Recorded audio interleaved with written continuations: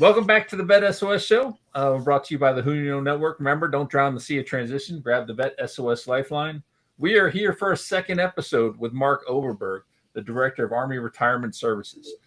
In the first episode, Mark talked to us about the pre-retirement process, things that go into the planning part for retirement. Now, we're going to talk a little bit about the post-retirement because it doesn't necessarily stop once you retire, right? There's other things that still come into play, right, Mark? Yes, absolutely. And I have to say, this is one of the unique things that the Army does. It's a little bit different than the other services. So when my job is basically to do two things for the Army: is to prepare soldiers for retirement, and then once they retire, to take care of them and their surviving spouses for the rest of their lives.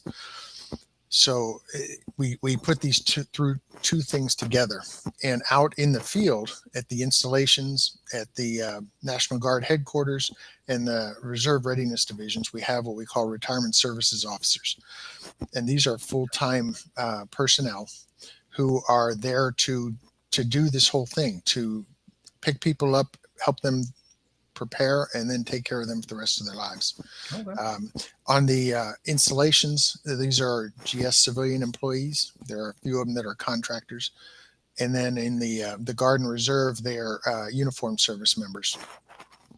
So we put these two aspects together. And so our retirement planning newsletter is called Change of Mission. And the reason we called it that is because we want service members to understand that when you retire from the military, you're still on the Army team. The Army still needs you, and you have a mission. So what happens when you retire is that your mission changes. So no longer are you training to deploy and win our nation's wars, but the mission becomes, once you're retired, to hire and inspire. We want people retired soldiers to help veterans get jobs, find employment. We want them to connect with Americans where they live and inspire them, because 50% of Americans say that they know nothing about the military. And that has a big impact on the second part of Inspire, which is to inspire youth to join the military as we did. We're having, Army, I'm not divulging any secrets here right now. The Army's having a little bit of a challenge with recruiting. Part of that is because Americans don't know about military service.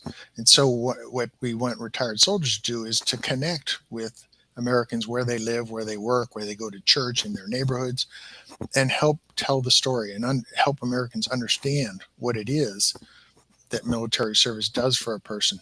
I was reading a Pew research study recently, and it tracks the income level for veterans as compared to the civilian counterparts.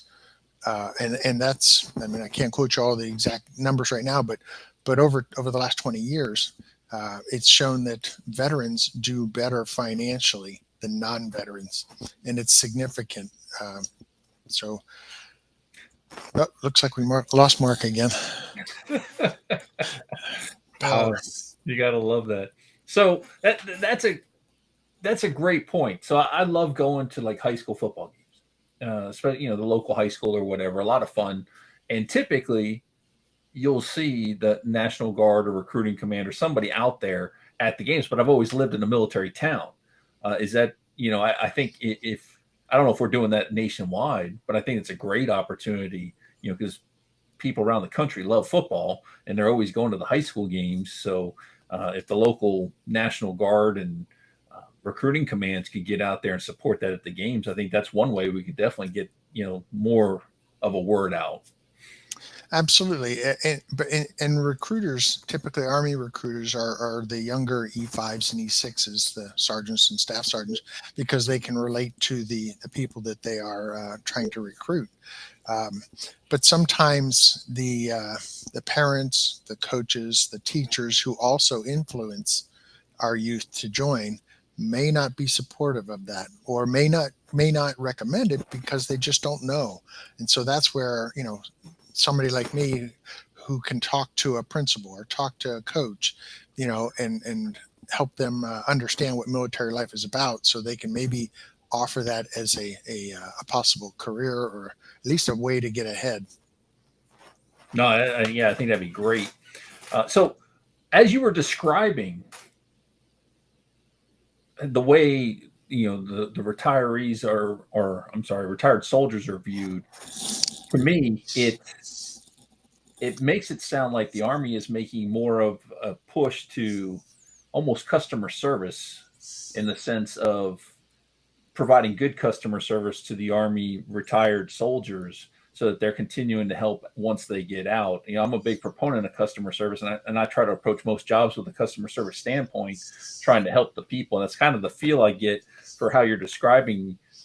We take care of those Army retired soldiers as they move out, and then hopefully they're helping us bring more people in. Is that sort of the mindset there? Or Yeah. So what we're really doing here is trying to change the culture, so that when service members, either through ETS or retirement, leave, we're trying to convey to them that they're the Soldier for Life mindset. You may have heard of the Soldier for Life program.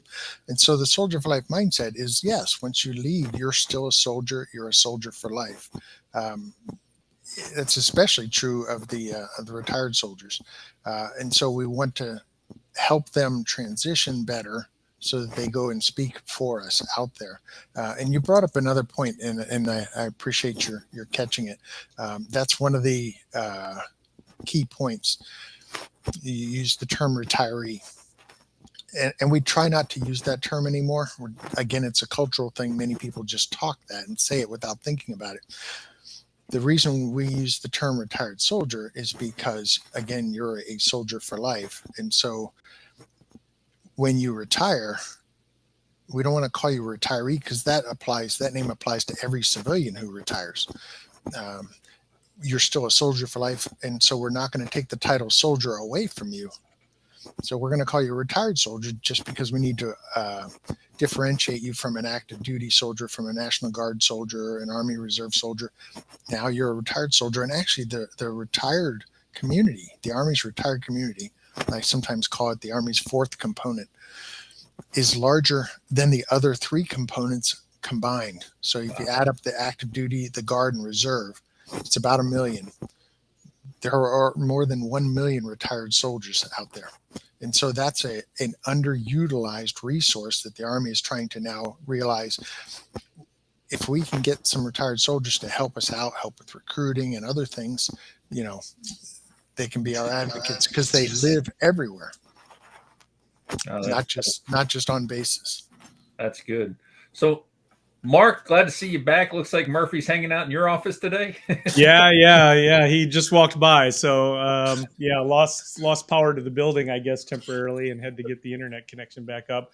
I just keyed in on what you just said, Mark, which is all of the network, right, that is out there of people that have gone through this journey, right?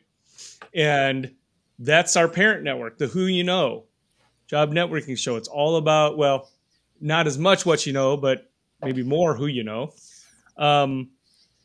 What is the Army doing? Because I know that there's other veteran service organizations that are out there that are helping engage with corporations on hiring, right? How to translate some of the skill sets, or identify that translation of the skill sets with people that, have retired.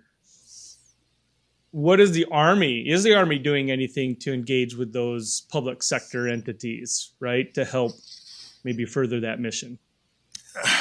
Absolutely. And I'll try to, there's a number of things, so I'm going to try to remember to touch on all of them. One of the big ones, and this was created about 10 years ago by General Odierno when he was the chief of staff. He created the Soldier for Life office. And the mission of the Soldier for Life office, which used to be in the Army G1, it just recently transferred to TRADOC headquarters. The mission of the Soldier for Life office is to be that face between the Army and everybody who wants to help, the sea of goodwill, Those are the companies that want to hire veterans, the unions that want to help veterans get jobs, the community partnerships and community collaboratives. There's a lot of goodwill out there, but those folks in the civilian areas don't really know how to access us and how to find the veterans. And so the Soldier for Life office is trying to make it easier, and they've actually done a good job. In 2011, the United States Army paid out $515 million in unemployment compensation. So when a service member leaves and doesn't get a job and goes on unemployment, the Army pays for that out of current dollars, same dollars that we use to pay for training, equipment, and salaries. And so that's a problem. The amount of work that's been put in, both by civilians helping and then by the Soldier for Life office over the last several years, the unemployment compensation costs is down to about $90 million a year. So about 80% of it has been reduced. And part of that is, of course, an economy that's doing well helps that as well. So that's one of the big things that we're doing to reach out. Others is to prepare them through the transition assistance program and through retirement planning, preparing people to go out. And then, once, if you're, the idea is if you're taken care of well, when you leave, you'll feel more like a soldier and you'll talk about the experiences that you had and those things that service just provides you. And I'm not talking just necessarily a technical skill, but the leadership skills, the soft skills, the discipline, the energy level, those kind of things. Yeah, thank you for sharing that. That even just the and it's almost could be identified as a skill, but the camaraderie component, right?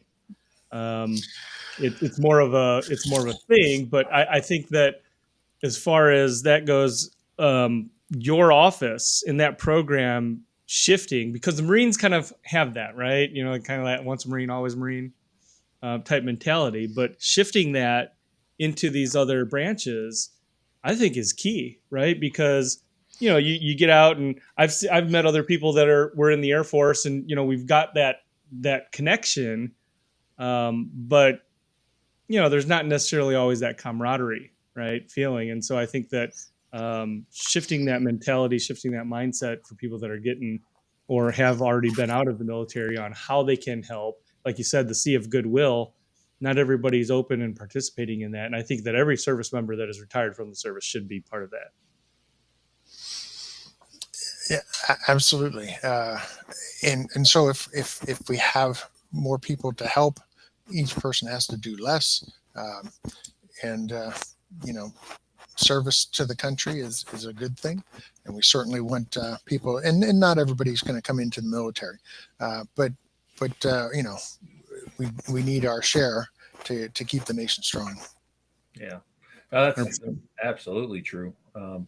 So in listening to what the Army's doing and trying to do with the retired soldiers, it got me thinking. I have a couple degrees from different schools, and I always get emails or letters from the school either asking for donations or to participate in something or what have you. So what happened? Is the Army going to be going that way? And what happens if I just want to be left alone? When I retire, if I don't want to, hey, I did my time. Thanks. Just send me my check. I don't want to. I mean, is that okay? Or, is there a deeper thing there that should be involved? So if you've done your complete term of service and you've retired and you just want to be left alone and retire, that's fine. Of course, there are some provisos and things. Retired soldiers are subject to recall. I mean, that's part of the deal. You can be recalled to active duty should we need it, but so generally that doesn't happen. The only time that would happen in an involuntary capacity is if there was a major war and we needed your skill set. We do voluntary recalls. I'll give you a great example, and this is really the Soldier for Life mindset in action. you remember in early 2020 when the pandemic hit Mm-hmm. and everything was shutting down. All of a sudden, we had a lot of health problems and health issues. And so, what did the nation do?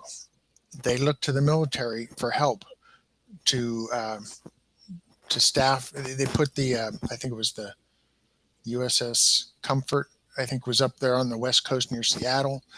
We had the Army operating tent hospitals in New York City and a couple other places.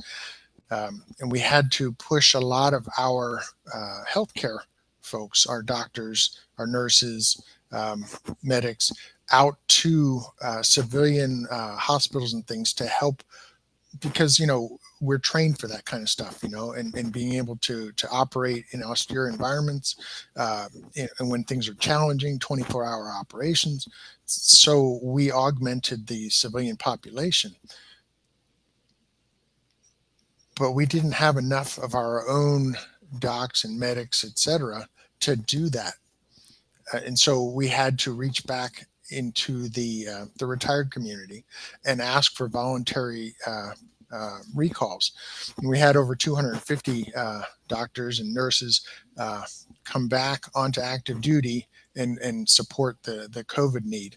That's an example of the service Wow. mindset and what retired soldiers can do. I remember that. I remember when all that happened. I remember a lot of talk about it just within the service as well. And I have, in the early days of Iraq and Afghanistan, I did meet a few that didn't really get a vote in their recall so much. At least that's the story they told us as young soldiers, and they weren't overly happy about it.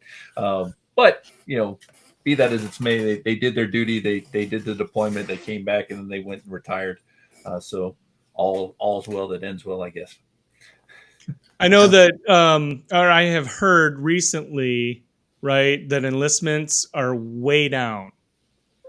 Is recall something that may be considered in an instance like this or a situation that we're in? Generally, what we use recalls for right now is to fill niches where we have a certain skill set that we don't have or we need more of. And so we'll use the retired community. We'll reach out, do a targeted, invitation to certain MOSs and things like that to come back. So for the most part, that's how we're doing it. Okay. Thank you. Yeah, that's a word nobody wants to hear is recall or stop loss. Well, let me go back to that. Tell you the rest of the story. What we did, and we're refining our systems so we don't have to do this again.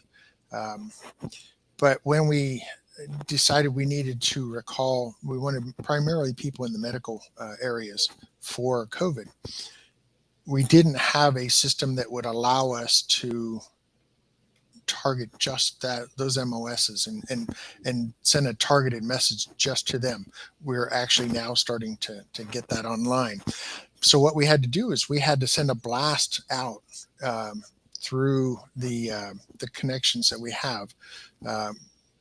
Retired soldiers are required to let us know where they're living, and we also have access through their retired pay to their emails. And so we sent a blast out to about 750,000 retired soldiers. Wow. And said, hey, look, we're looking for people for a voluntary recall. We want people in the medical MOSs. If you're interested, here's the email. Send an email to Human Resources Command and tell them you're interested. We got 30,000 soldiers sent an email to HRC and said, yes, I'm interested in coming back. I'm interested in recalling me. Tell me more. What do you need? And so we had discussions with 30,000 retired soldiers. Wow. Now, we didn't, most of them, unfortunately, weren't in the medical MOSs that we were looking for. So a lot of that, we thanked them for volunteering, and we had to then sort through the ones who were medical and find the specific skill sets that we needed.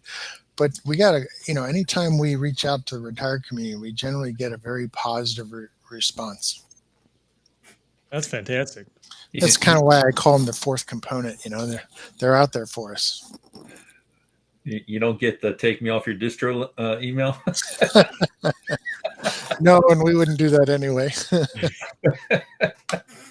I'm one of those that I'd like to do that every once in a while to my captain, just to, hey, please take me off your distro. That's interesting to hear because, I was a medic, right? So I was a medic in the Air Force, but I was a medic, and I don't know how their force numbers are doing, but yeah, that is interesting. If they were involved with that as well, similar to the Army, I would have hit 25 in 2020. So there's probably a chance that, I could have been part of that program or part of that offer. That's very interesting to hear. So one topic that is near and dear to everybody's heart, and I know it's something, Mark, that you deal with probably on a regular basis, is the current inflation rate and how that's impacting everybody. So when you look at the retired soldier standpoint, at least I learned from my dad, who's retired Navy, that he gets a cost of living adjustment usually once a year, depending, it may fluctuate how much, but is there anything that the Army's looking at as far as, or DOD, I guess in general, looking at for COLA adjustments when it comes to the inflation? That's a great question. Inflation has been low for so long, people have forgotten how big of a scourge inflation can really be and how that impacts your budget. And so that's really one of the benefits of being retired from the military. It's one of those selling points because we receive a cost of living adjustment every year based off of the inflation rate. And so some pensions, civilian pensions, don't have that. And so it's one of the benefits we have. So I was just looking a couple weeks ago because inflation has gone up considerably in the last year. And the inflation rate, the consumer price index for urban wage earners, CPIW, that's what we use, for the previous 12 months was 9.1%. So we won't know what the COLA raise will be for January yet. We won't know that till after they do September's numbers. But it's probably going to be somewhere in the, depending on what happens, 8, 9, 10% area. So what is the COLA effect? Well, by law, it increases your retired pay. If you're receiving VA disability compensation, it increases that. If you're receiving combat-related special compensation, it increases that. If you are a surviving spouse who is receiving the survivor benefit plan, it increases that. So it really keeps inflation from cutting into those benefits that you've earned. That's really good because, I know when you get out of the military, you're counting on the retirement pay. It's part of your budget, part of your plan, determining how much you need. But then inflation hits, and that's not necessarily a number that you don't know what's going to happen with that. So it's good to hear that the Army or DoD in general has a plan in that aspect. And that's really good. Absolutely. Another thing I've noticed here lately, and I want to comment specifically with you on something I saw, but I've seen a lot more senior leaders in the Army specifically out on LinkedIn. A lot of the generals, someone like, I forget the general's name, but the one at Fifth Army in San Antonio, I was stationed there, so I tend to follow that base. The 10th Mountain CG has been on there, but then also you as part of the Army staff. I saw a comment where someone retired and made a comment about the way the package arrived and how it was kind of substandard.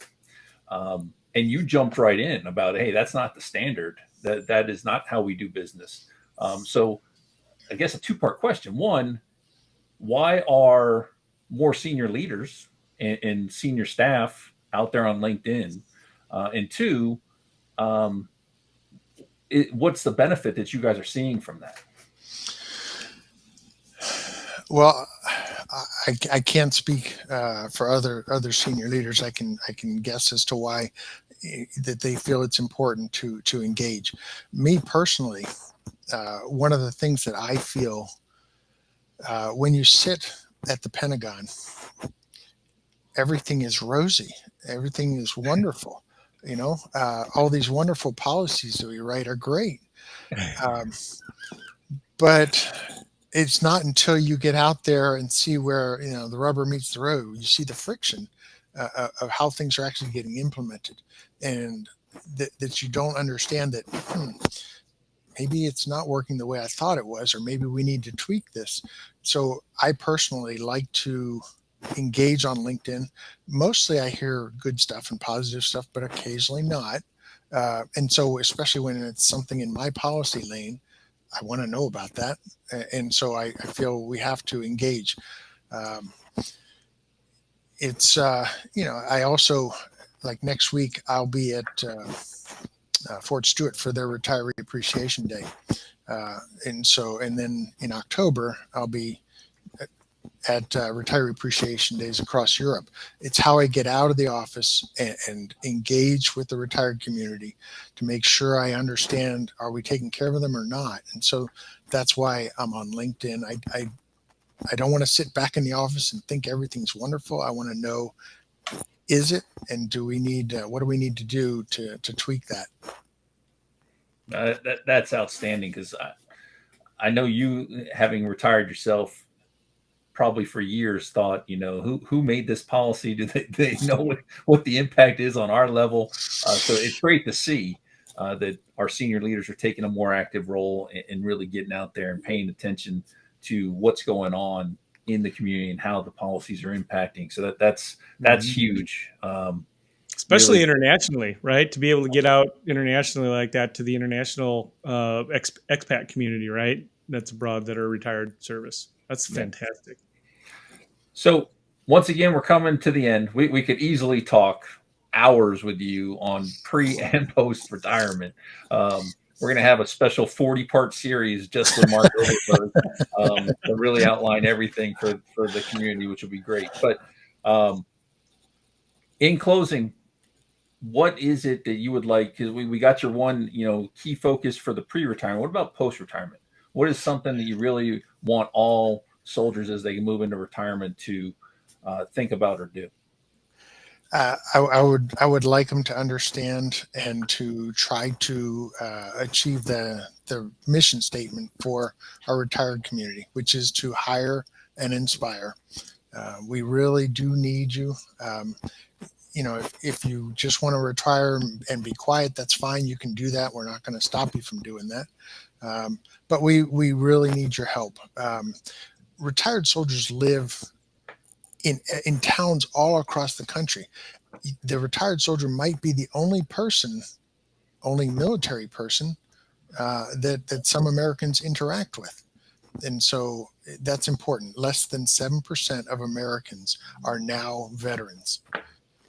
And so those that are veterans, we have to step up and we have to talk about what it is we did, why we did it, and what it did for us. That's huge. That's powerful. That's definitely a bomb drop right there. Mark, personally, I'd like to thank you as someone going through the process. The policies that you've worked hard to put in place and the processes you have so far have been absolutely wonderful. What day are you coming down to Stewart? I will be at Stewart the 15th, I think it is, 15th of September. All right, I'll be in Jacksonville on my Hiring Our Heroes Fellowship, so I'll miss you. But one of these times, hopefully, I'll catch you and we can do lunch or something when you come down this way. Absolutely. I appreciate your time. Appreciate your knowledge. Absolutely amazing. And I love what you're doing. I think we have a really good program in place, especially from someone who got to see my dad go through the Navy process years ago, and just the growth we've had in general. But then also what you're specifically doing for the Army, I think is great. So thank you for what you do. Mark, you got any closing comments? Well, you're both Mark. Oh yeah, which Mark? Mark Elder, do you have any closing comments? No, I think it's great. Fantastic to have you on as a direct link, right, to the active programs that the branch is doing. I think that You guys are not only are you actively engaged with what's going on currently, but it sounds like you guys are forward thinking and visionaries, right, on new programs and things that need to be done. So, man, kudos to you. Thank you for joining. Well, I appreciate the opportunity today to reach out to your audience. I mean, this is part of what I do, and so it's great what you guys are doing to convey this and help people with their transitions. Thank you, and hopefully we can keep getting the word out. I want to thank everybody for tuning in to the VET S.O.S show. Remember, don't drown in the sea of transition. Grab the VET S.O.S lifeline. Mark, appreciate it, and look forward to talking to you again. Thanks so much, Mark. All right. Thanks.